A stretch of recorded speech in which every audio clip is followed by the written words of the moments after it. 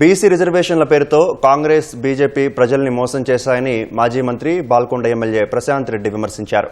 42% రిజర్వేషన్లు కల్పించే అంశంపై చేతులెత్తేసిన ఆ రెండు పార్టీలను జనాలు నమ్మే పరిస్థితిలో లేరని నిజామాబాద్లో వ్యాఖ్యానించారు.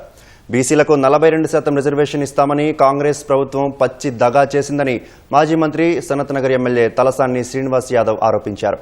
రాష్ట్రంలో బీసీ సమాజానికి ప్రభుత్వం ఉరితాడు వేసిందని మండిపడ్డారు. కాంగ్రెస్ పార్టీకి ఓటు వేయడమంటే ద్రోహానికి ఓటు వేయడంతో సమానమని శాసన మండలి ప్రతిపక్ష నేత మధుసూదనాచారి పేర్కొన్నారు.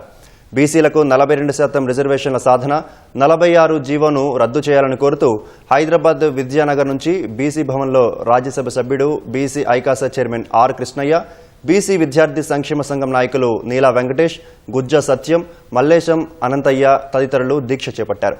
వారికి మధుసూదనాచారి, నటుడు ఆర్ నారాయణమూర్తి సంఘీభావం ప్రకటించారు. హామీల విస్మరణపై ధ్వజమెత్తారు.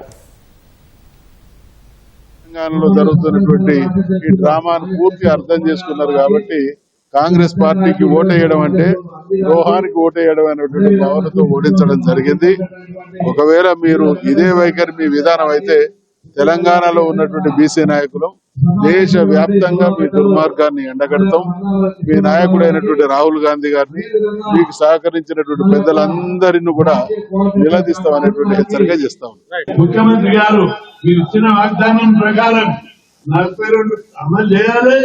దానికోసం రేపు ఎన్నికలైనా అందరికీ రాష్ట్ర ప్రజలు చెప్తున్నాం, బలవంతంగా నా చేత పోలీసు ఉంది, నా చేత అధికారులు ఉన్నారు, నేను ఎన్నికలు జరుపుతా, నేను ఎంత తర్వాత ఎమ్మెల్యే ఫలితాలు ఉంటాయి, ఇప్పుడు ఎదుర్కొంటాం.